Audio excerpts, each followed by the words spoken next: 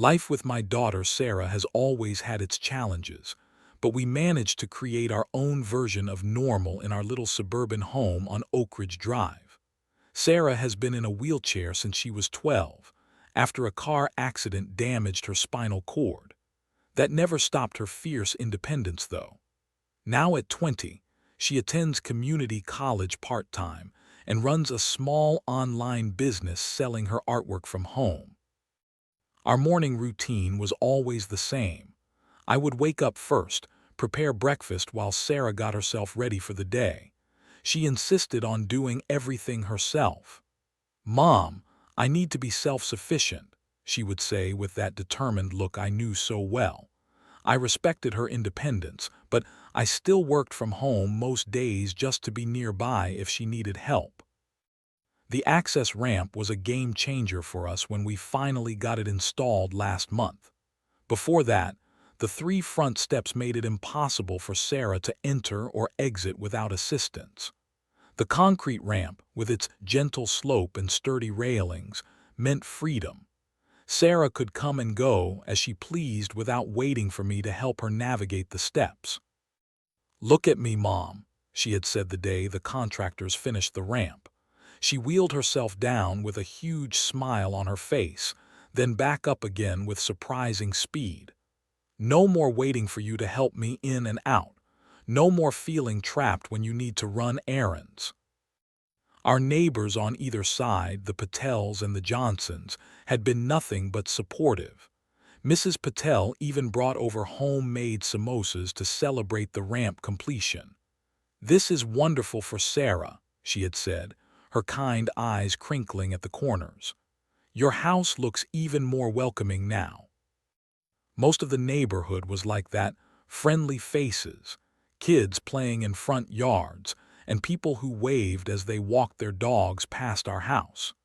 It was why we had chosen Oak Ridge Estates 5 years ago, despite the somewhat intimidating presence of an active homeowners association. The Weather Channel played softly in the background as I made coffee one spring morning. The meteorologist pointed to swirling patterns on the map behind him. "We are entering peak tornado season, folks. The next few weeks will bring unstable conditions to the county. Make sure your emergency plans are updated." I glanced out the window at the clear blue sky, making a mental note to check our emergency supplies. Sarah rolled into the kitchen, her dark hair pulled back in a neat ponytail. "Storm season again," she said, nodding toward the television. "We should make sure the basement is accessible." That was Sarah, always practical, always planning ahead. What neither of us realized was how that planning would be undermined by forces beyond our control. Or rather, by one force in particular, a force that drove a silver Mercedes and carried a clipboard like a weapon. I first noticed the official-looking sedan driving slowly past our house the day after the ramp was completed. Something about the way it lingered made me uneasy. Little did I know then that our peaceful existence was about to change dramatically, much like the weather patterns brewing on the horizon. The Oak Ridge Estates Homeowners Association had a reputation for strictness, but I had managed to fly under their radar for the most part. That changed the day I received the first letter, 2 days after our access ramp was installed. The envelope bore the HOA logo, a stylized oak tree that looked more like a judge's gavel to my eyes. "Dear homeowner," the letter began in formal typeface. "It has come to our attention that an exterior modification has been made to your property without proper review. Please submit Form 27B for retroactive approval within 7 business days." I prepared the paperwork immediately, including the ADA compliance documentation and the city permits we had obtained. The accessibility laws were clear. The HOA could not prevent us from installing a necessary access ramp, but they could enforce certain aesthetic standards. I had been careful to choose neutral-colored concrete that matched our walkway to minimize any visual disruption. 3 days later, I met Corinne Winters for the first time at the monthly HOA board meeting. She sat at the center of the boardroom table, her platinum blonde hair pulled into a tight bun, reading glasses perched on her nose as she reviewed my application with pursed lips. "Mrs. Reynolds," she said without looking up, her voice crisp and cold. "While we understand your special circumstances, we have concerns about how this ramp affects the visual harmony of the neighborhood." "The ramp is ADA compliant," I replied calmly, though I could feel heat rising to my face, "and it matches the existing walkway materials and color." Corinne raised her perfectly penciled eyebrows. "Perhaps we could discuss a more discreet location, perhaps the back entrance." "There is no back entrance that would work with the house layout, and my daughter deserves to use the front door like everyone else." The meeting continued for almost an hour, with Corinne raising one objection after another. The other board members seemed uncomfortable but remained silent. Eventually, my application was approved with reservations, as Corinne put it. As weeks passed, more letters arrived, one about grass length being a quarter-inch too tall, another about a potted plant visible from the street that was not on the approved botanical list. Each infraction was minor, each letter more passive-aggressive than the last. One afternoon, I was working on my laptop when Sarah wheeled up to my desk. "Mom, that HOA lady was taking pictures of our house again," she said. "She was specifically photographing the ramp from different angles." I moved to the window just in time to see Corinne walking back to her Mercedes, smartphone in hand. Our eyes met briefly before she looked away, sliding into her vehicle with practiced elegance. That evening, the local news warned of an approaching weather system.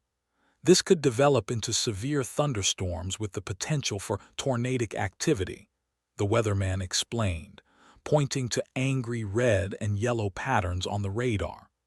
Residents should review their emergency plans and prepare for possible power outages. I went to the basement to check our emergency supplies, water bottles, non-perishable food, flashlights with fresh batteries, and the weather radio. The basement was small but had been modified with a chair lift for Sarah. Not ideal but functional in an emergency. The next day, I spotted Corinne standing at the edge of our property, a measuring tape extended across our front walk, her face set in concentration. When she saw me watching, she smiled thinly. "Just conducting routine measurements for HOA records," she called out, though something in her tone made my stomach tighten. "The ramp is exactly as approved in the plans," I replied. "Yes, well, sometimes things look different on paper than in reality," she said, making a note on her clipboard. "Property values are my primary concern. This neighborhood has standards to maintain." As she drove away, I noticed dark clouds gathering on the horizon. Two storms were approaching, one from nature and one from human pettiness. I could not have imagined how destructively they would combine. The morning that changed everything dawned with an eerie stillness. The air felt heavy, almost electric, and the sky had a yellowish tinge that experienced Midwesterners recognize as a warning. I checked the weather app on my phone as I prepared breakfast. Severe thunderstorm watch, with conditions favorable for tornado development later in the day. My phone chimed with an incoming email. It was from my boss, marked urgent. "Emergency client meeting today at 11 a.m. All team leads required in person. No exceptions." I stared at the screen, anxiety building in my chest. I had been working on a major project for months, and this meeting could determine whether it moved forward. Under normal circumstances, I would never question attending, but with the weather warnings. "What is it?" Sarah asked, wheeling into the kitchen and noticing my expression. "Work emergency. They need me in the office for a crucial meeting, but with these storm warnings. Sarah rolled her eyes. Mom, I am 20 years old. I can handle myself during a thunderstorm. You do not need to babysit me. This could develop into tornado conditions, I said, showing her the weather alert. And I know the drill, she countered. I have my phone fully charged. The emergency weather radio is ready. At the first tornado warning, I will use the lift to go to the basement. I promise. I hesitated, feeling torn between professional responsibility and maternal concern. Sarah had always been responsible, but the weather forecasts were genuinely concerning. Look, Sarah said more gently, the meeting is important. The office is only 15 minutes away. If things get bad, you can come right back. We spent the next hour preparing. I made sure the basement was stocked with water, snacks, and Sarah's medications. We tested the chair lift to the basement twice. I placed Sarah's emergency bag, containing essentials she might need, beside the basement door for easy access. Call me if anything changes with the weather, I insisted. And if Karen or anyone from the HOA shows up, just ignore them. Do not engage. I know, Mom. I will text you updates. Now go or you will be late. I grabbed my laptop bag and car keys, still feeling uneasy. As I backed out of the driveway, movement at the edge of our property caught my eye. Karen stood near our mailbox, measuring tape in hand, studying our access ramp with intense focus. She wore a crisp beige pantsuit despite the threatening weather, her blonde hair perfectly styled. Our eyes met in my rearview mirror. She gave a thin smile and a little wave that seemed more menacing than friendly. Something about her presence made my instincts scream to stay home, but I was already running late. I called Sarah immediately. Karen is outside measuring the ramp again, I said when she answered. I see her, Sarah replied. Do not worry, I will not answer the door if she knocks. I will try to make this meeting quick, I promised. As I drove away, the car radio crackled with a weather update. The National Weather Service has upgraded the severe thunderstorm watch to a tornado watch for the following counties. I tightened my grip on the steering wheel, telling myself that Sarah was right. The office was close, the meeting hopefully brief, and she knew exactly what to do in an emergency. Still, I could not shake the image of Karen's calculating gaze fixed on our access ramp, or the darkening sky that seemed to mirror my growing sense of foreboding.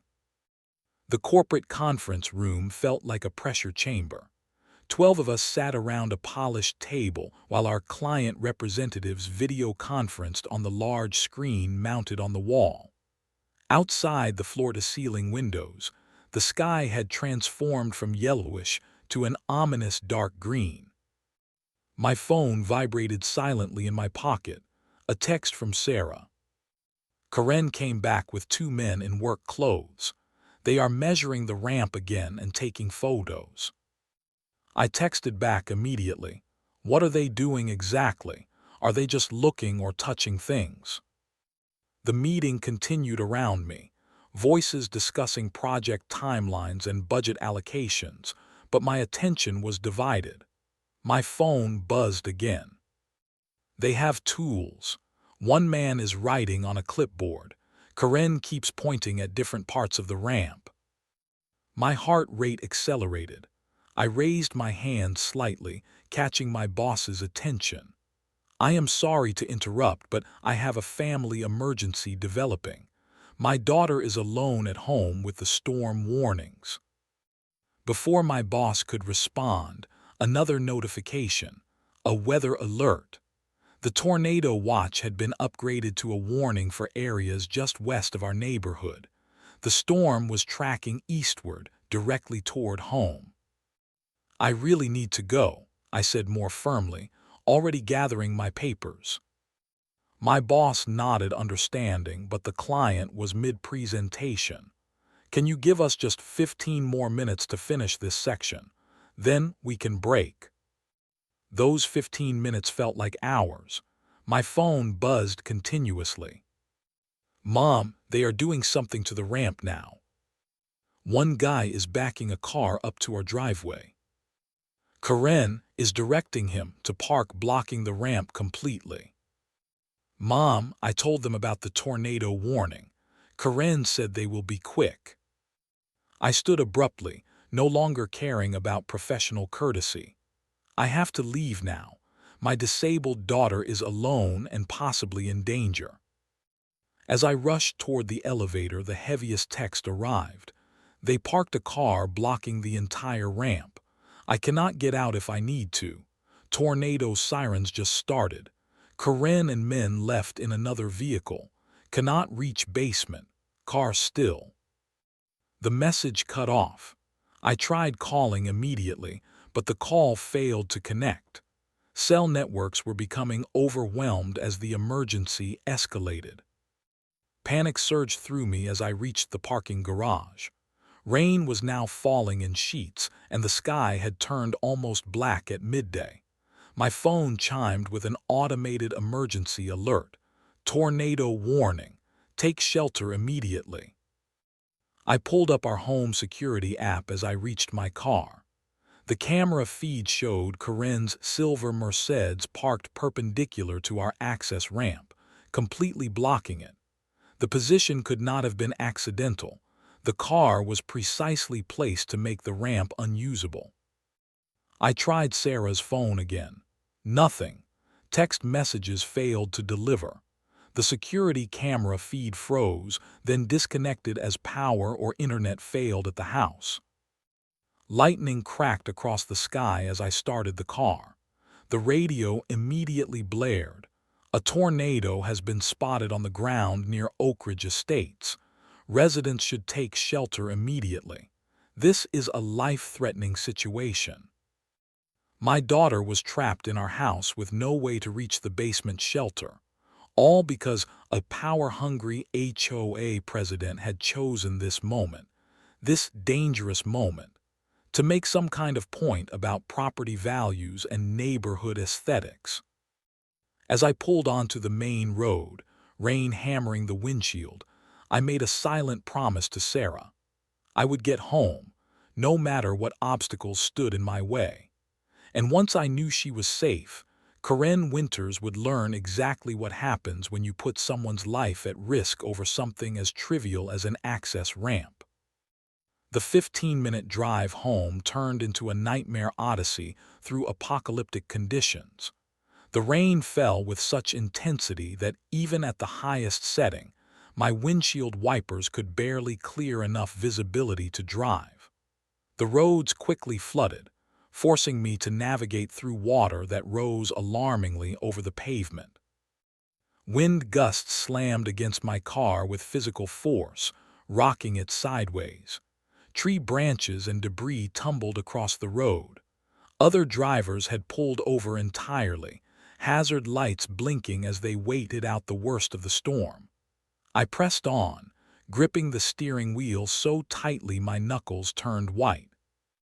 "Please be okay, please be okay," I whispered, as if Sarah could somehow hear me through the howling storm.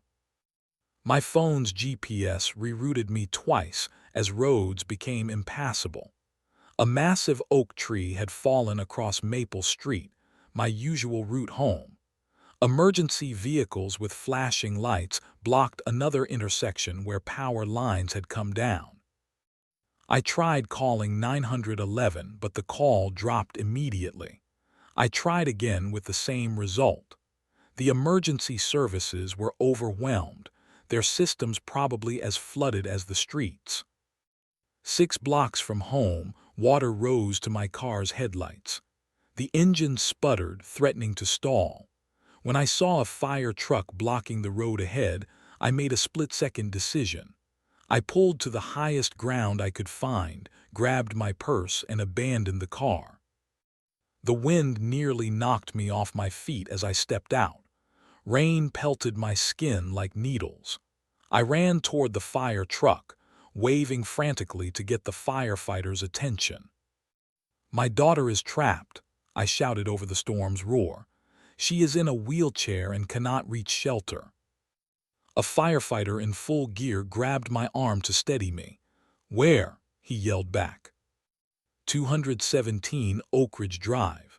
Someone parked a car blocking her access ramp. He spoke into his radio but shook his head after listening to the response. "All units are deployed.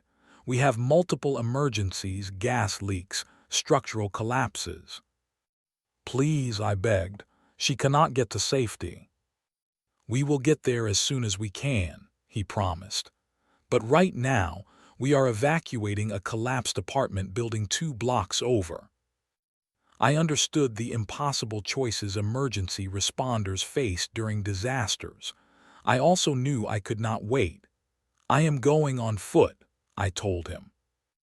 "Ma'am, it is not safe." He started, but I was already running. The 6 blocks felt like miles. Twice I had to duck for cover as debris flew past me.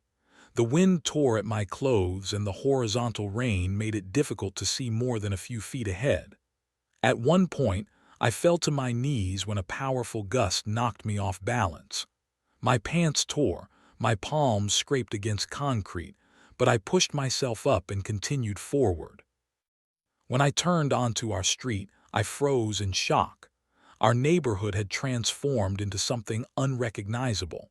Fences were flattened. A trampoline from someone's backyard had been flung into the middle of the road. Shingles and siding littered the ground like confetti after a parade. Our house came into view, and my heart sank. Part of the roof over the garage had been torn away. The large oak tree in our front yard had split, one massive branch punching through what I knew was Sarah's bedroom window. But the detail that filled me with pure rage was Corinne's silver Mercedes, still perfectly parked to block the access ramp, now with branches and debris surrounding it. The front door hung at an angle, partially torn from its hinges. Water streamed down the driveway in a torrent. I splashed through ankle-deep water, screaming Sarah's name against the dying roar of the storm. Inside, water poured through a hole in the ceiling, creating a waterfall in our living room. Furniture had been tossed around like toys. Picture frames lay shattered on the floor, family photos soaked beyond recognition. "Sarah," I screamed, my voice breaking with desperation.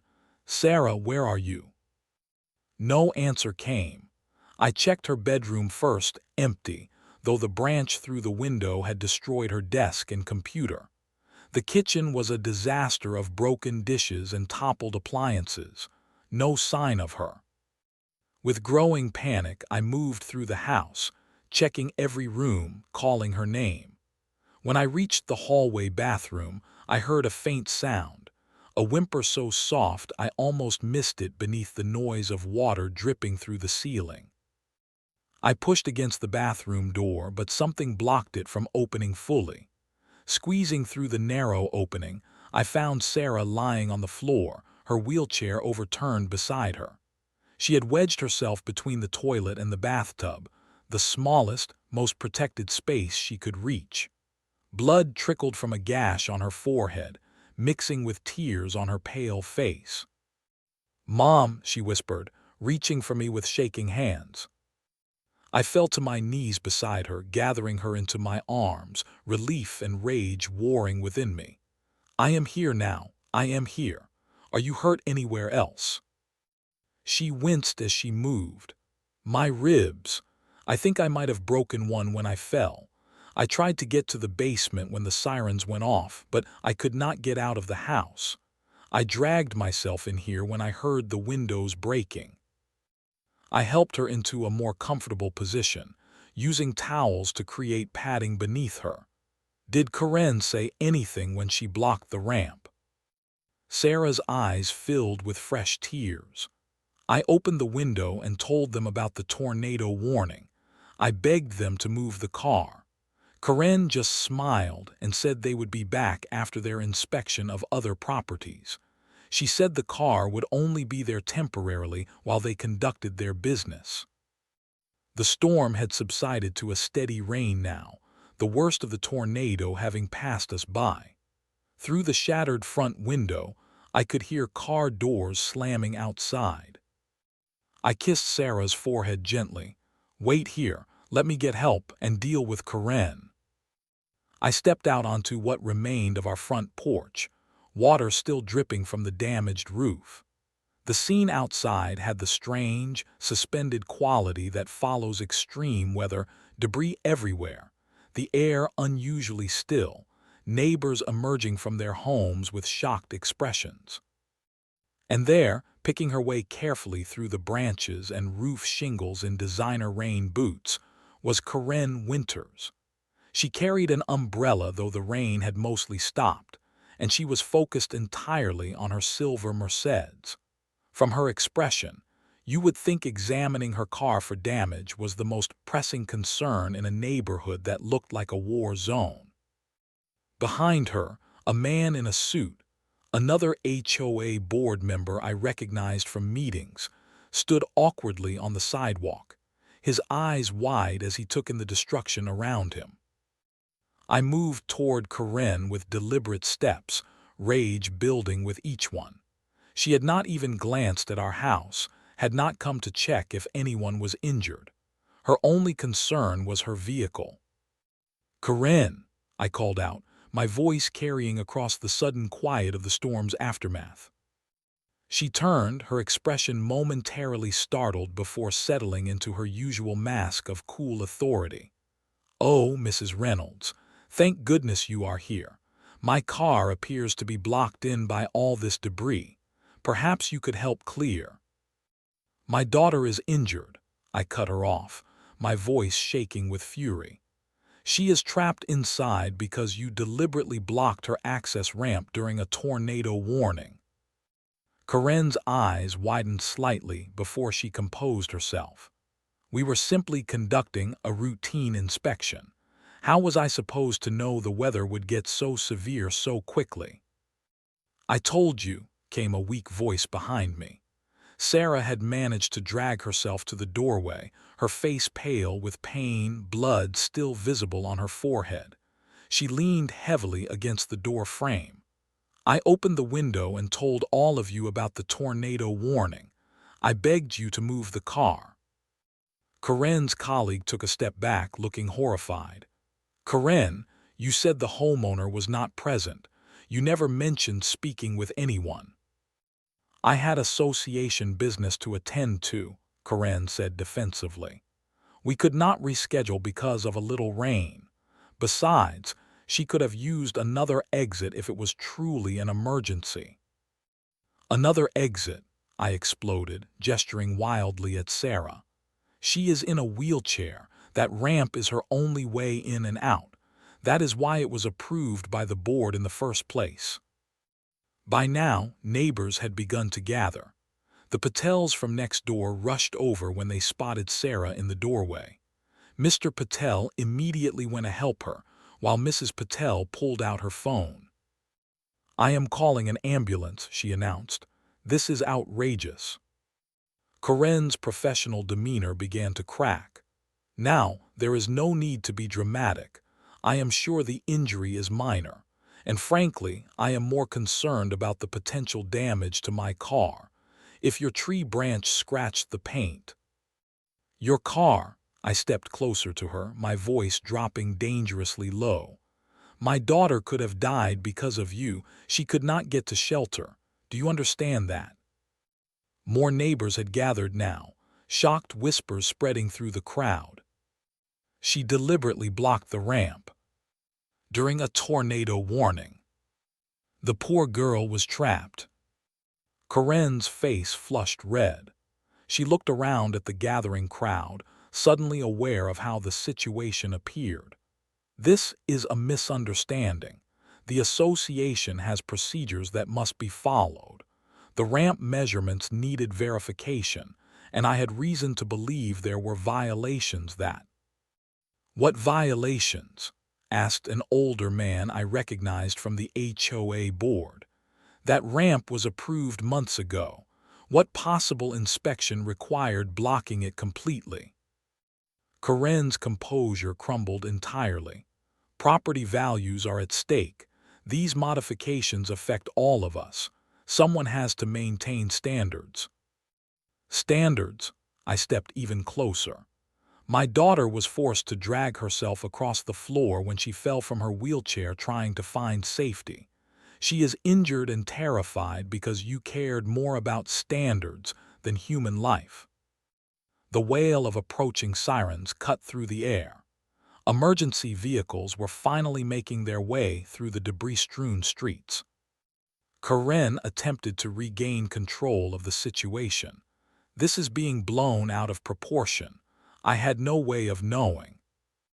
Check her phone, Sarah called out weakly from where she sat, now supported by Mr. Patel. She has texts from the workers about taking advantage of the weather distraction to do inspections while people were focused on the storm. Karen clutched her purse tightly against her chest, but the damage was done. The crowd of neighbors had heard everything, had seen Sarah's condition, had witnessed Karen's concern for her car over an injured young woman. As paramedics arrived and rushed to Sarah's side, I turned to Karen one last time. This is not over, not by a long shot. For once, the always composed HOA president had nothing to say. She stood alone among the neighbors who had once feared her authority, her power visibly draining away like the receding floodwaters around us. The weeks following the tornado were a blur of hospital visits, insurance claims, and community support that arrived in ways I never expected. Sarah's injuries included a concussion, 2 broken ribs, and significant bruising, but the doctors assured us she would make a full recovery with time and rest. What surprised me most was how quickly our neighbors rallied around us. The Patels insisted we stay with them while our home underwent repairs. Others brought meals, helped salvage what they could from our water-damaged belongings, and offered transportation to Sarah's medical appointments. 3 days after the storm, my phone rang with a call from Thomas Green, the HOA vice president. "We are holding an emergency board meeting tomorrow night," he said without preamble. "We would like you and Sarah to attend if she is well enough."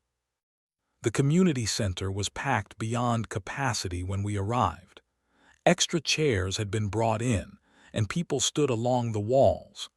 Sarah, still bandaged and moving gingerly in her wheelchair, received gentle pats on the shoulder and murmured support as I pushed her to the front where seats had been reserved for us.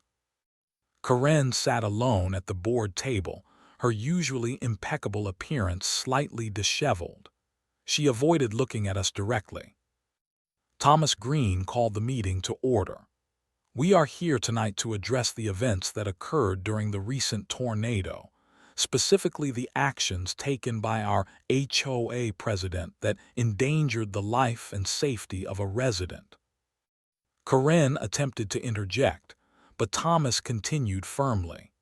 "The board has reviewed security footage from the Reynolds property, text messages provided by the contractors involved, and witness statements from multiple residents. The evidence was damning. The security camera had captured Karen directing the workers to position her car precisely to block the ramp. Text messages revealed her instructing them to use the weather distraction to conduct enforcement activities without interference. Most damning was footage of Sarah at the window, clearly calling out to them before they departed." Thomas looked directly at Karen. "Do you have anything to say in your defense?" Karen straightened her shoulders. "I was performing my duties as HOA president. The association has standards that must be maintained. That ramp is an eyesore that affects property values for everyone." A murmur of disbelief rippled through the room. "The ramp was approved by this very board," Thomas replied, and nothing in our bylaws authorizes endangering the life of a resident. The vote to remove Corinne from the board was unanimous, including, surprisingly, her own vote. Perhaps she recognized that her position was untenable, or perhaps she hoped the gesture would mitigate what was coming next. What came next was more than even I had anticipated. The district attorney filed criminal charges against Corinne for reckless endangerment. Our attorney filed civil action for ADA violations and negligence. The HOA's insurance company declined to defend her, citing willful misconduct outside the scope of duties. 6 months passed. Our home was repaired, with improvements that included a wider, more sturdy access ramp and a chairlift system to the basement that could operate even during power outages. Corinne had sold her house and moved away after accepting a plea deal that included community service hours at a center for disabled children. The most meaningful change came on a warm autumn day when our newly reformed HOA held a block party to unveil updated bylaws. The event was held in our front yard, symbolically reclaiming the space where the confrontation had occurred. Thomas Green, now the HOA president, presented Sarah with a framed copy of the new Sarah Reynolds Accessibility Amendment to the HOA Constitution. It read, in part, "Safety and accessibility shall always take precedence over aesthetic concerns. No action of this association shall ever impede the free and safe movement of any resident." Sarah, fully recovered and beaming with pride, addressed our neighbors. "What happened to me was terrible, but look what came from it. A community that stands together, rules that protect everyone, and a reminder that doing what is right matters more than doing what looks right." As I looked around at the gathered faces, the Patels who had opened their home to us, the emergency responders who had come as guests, the neighbors who had become true friends, I realized that the storm had washed away more than just physical structures. It had cleared away the fear and complacency that had allowed someone like Corinne to wield power through intimidation for so long. Sarah squeezed my hand as we cut the ribbon on our new ramp together.